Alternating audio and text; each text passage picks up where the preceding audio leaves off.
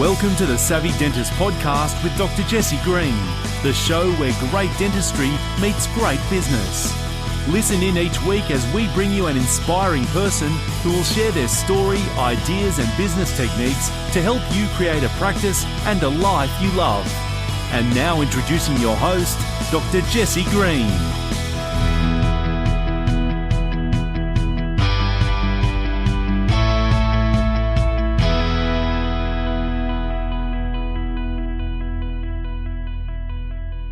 Hello everyone, Jesse Green here. Welcome back to SavvyDentist.com and to the Savvy Dentist Podcast, the show where great dentistry meets great business.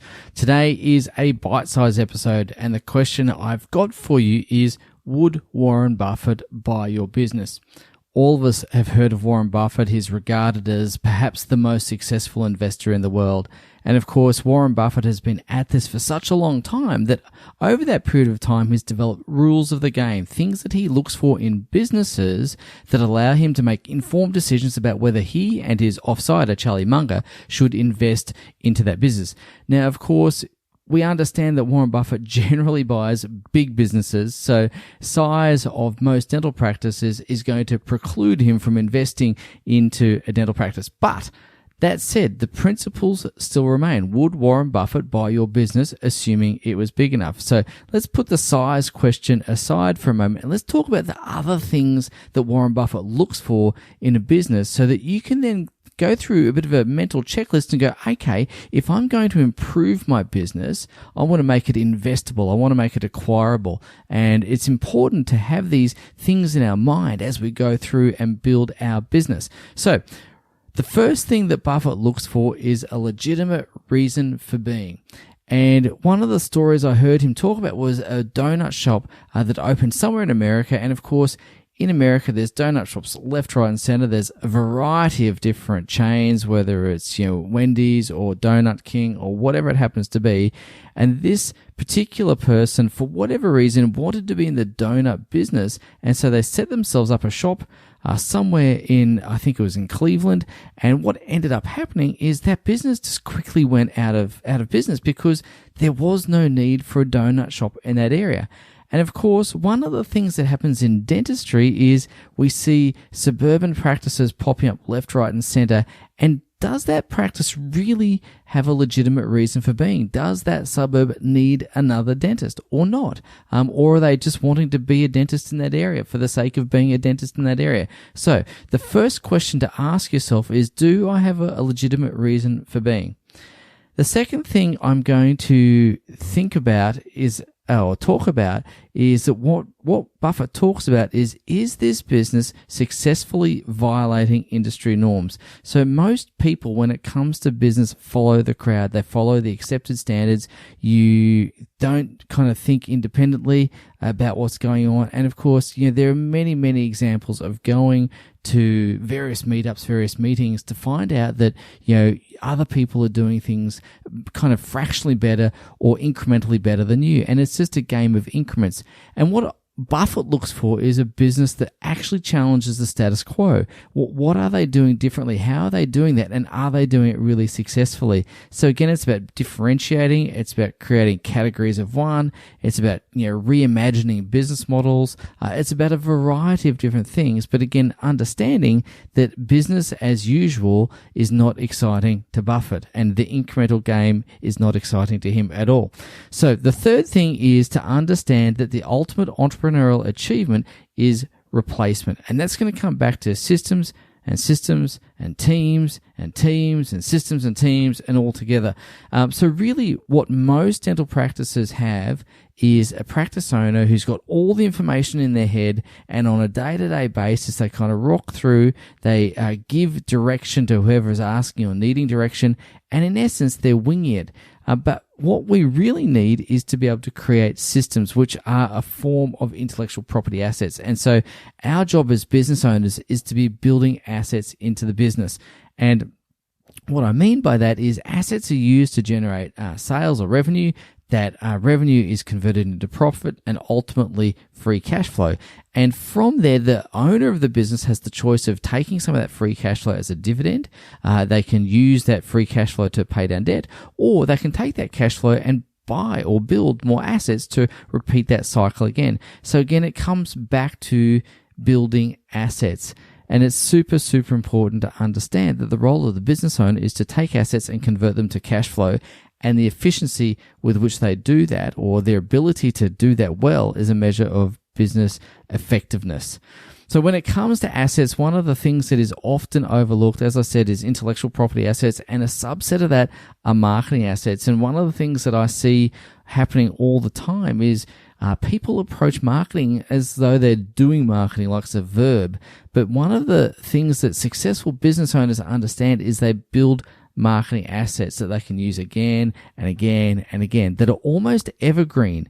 And it's really important, I think, to understand that in any group of people, there'll be, let's say you've got 100 people in a group, whether it's, dentists that are male, dentists that are female, dentists that do implants, whatever it happens to be, or business owners anywhere, you're going to have 1% of those who are really doing very, very well, killing it.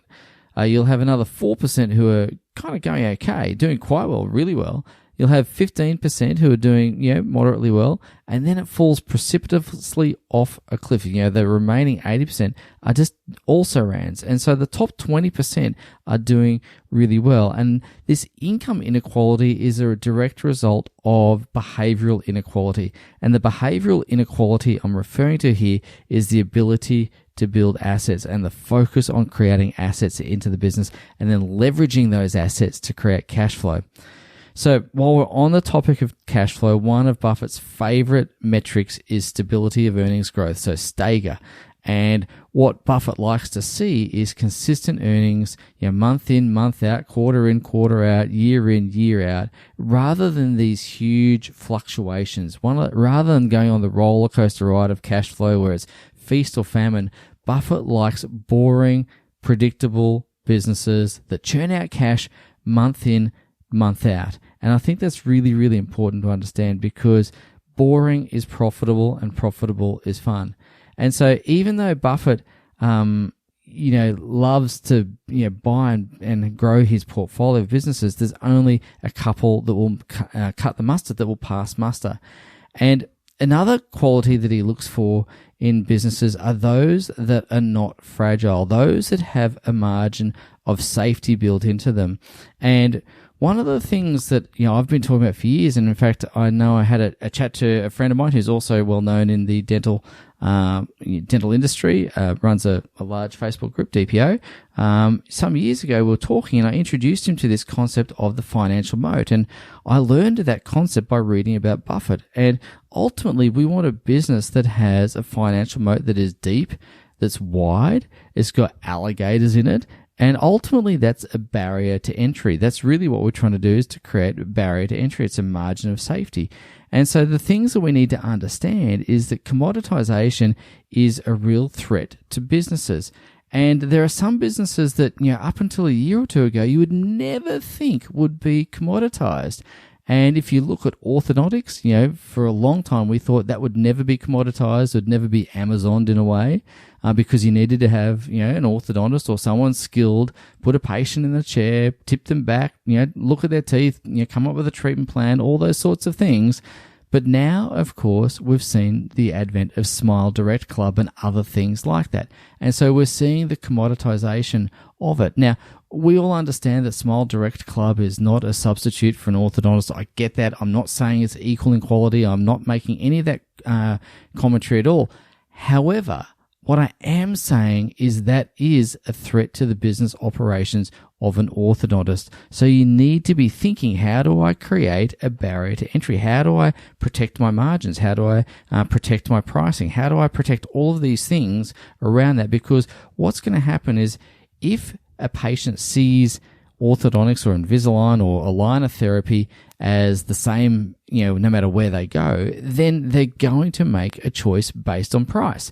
And so our job is to do something to alleviate them of that notion. Our job is to make sure that we can, do something more than Smile Direct Club. And if you think about this for a moment, you could go and buy a television off Amazon, and a few days later, you'd have this box arrive on your doorstep. You'd have, a box dragged into your house, and then it's up to you to unpack it, to set it up, to figure out how to use it, and so on. But really, if you're someone who is not so tech savvy, what you probably want is someone to come in, install it, show you how to use it once it's been installed. And so really, if you want to ensure that you're not commoditized, you need to be thinking about how you can protect your pricing, how you can protect your margins. It's certainly really, really important. And of course, it's also really important to make sure that you're not single source dependent in that regard as well. So is all your advertising based on the Facebook algorithm? Are you going to be stuck if Facebook suddenly decides that you can't advertise for emergency dental appointments, emergency patients? Are you going to be stuck if Google changes their advertising? Or are you going to be stuck if you're in a preferred provider relationship and all of a sudden one of those companies opens their own clinic just down the road and directs all of those patients to that clinic? Are you going to be stuck? So again, it's really important to understand that that single source of dependency creates fragility in a business, and that does not serve you at all. So I want to talk to you about a couple of quotes and things that I've noticed about winners and what they do. And there's a few things that I just want to say around winners, because one of the things that I've noticed that the people who do very well in business and indeed life are the ones who are consistent. They show up day in, day out. They do the right things. They understand the fundamentals. They know what drives their business, and they focus on them relentlessly. The other thing I'm going to say is they're persistent. They're very, they just don't give in. They've got, what my dad would say is they've got a bit of mongrel about them. And what I mean by that is, they can get a blood nose and they'll get back up and have another go. And there's that wonderful quote from Calvin Coolidge, and former American president, and he says, "Nothing in the world can take the place of persistence. Talent will not. Nothing is more common than unsuccessful men with talent. Genius will not. Unrewarded genius is almost a proverb. Education will not. The world is full of educated derelicts. Persistence and determination alone are omnipotent. The slogan, 'Press on,' has solved and will always solve the problems of the human race." And I love that quote because it really speaks to how people get ahead in business. It's consistency, it's constancy, it's persistence, and it's kind of getting up over and over and over again. So if we think about these things from Buffett's point of view about what he looks for in a business, it gives us a bit of a guide at what we should be doing with our business. Now, many people assume that because Warren Buffett is a fabled investor that he's never made a mistake. And that is just not true. He's made mistakes before. He's made one in relatively recent past with Kraft Heinz. And what happened there is he deviated from his rules. He deviated from the types of deals that he'd normally strike. He deviated with whom he'd invest in that business. I think he invested with private equity in that case. And it wasn't the type of buy and hold business that he would normally get into. And so what happens is when we have these violations of rules, we come unstuck and we leave ourselves open to things going awry. So let's think about this for a moment. If we wanted to have a business that was sellable or acquirable and ultimately had value in the marketplace, we've got to understand that we need to have a legitimate reason for being. We need to understand that it's doing things a bit differently. It's violating the industry norms in a successful way. We understand that it's got a great team and some wonderful systems to achieve replacement, which is the ultimate entrepreneurial achievement. We have to understand that they're building assets, and that the income inequality is a result of behavioral inequality. From a cash flow perspective, it's around consistency, it's about stability of earnings growth, it's about knowing what drives cash flow in a business, and then of course it's about making sure the business isn't fragile, isn't vulnerable, and that comes back to barriers of entry, having a moat around your business is the metaphor there, and making sure that you've got this margin of safety that you can protect your pricing, you can protect your margins, and you're going to do something around that. So let's get all of the businesses listening to this podcast acquirable and sellable, because ultimately what that's going to do is, even if you choose never to sell it, it's going to make it more valuable in the marketplace, it'll be making more money, and it'll be protected against downside into the future. So I hope you've enjoyed this short 15-minute bite-sized episode of the Savvy Dentist podcast.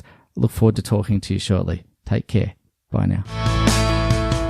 Thank you for listening to the Savvy Dentist podcast with Dr. Jesse Green.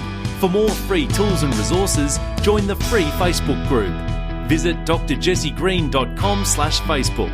And for more episodes, visit drjessegreen.com/savvydentist.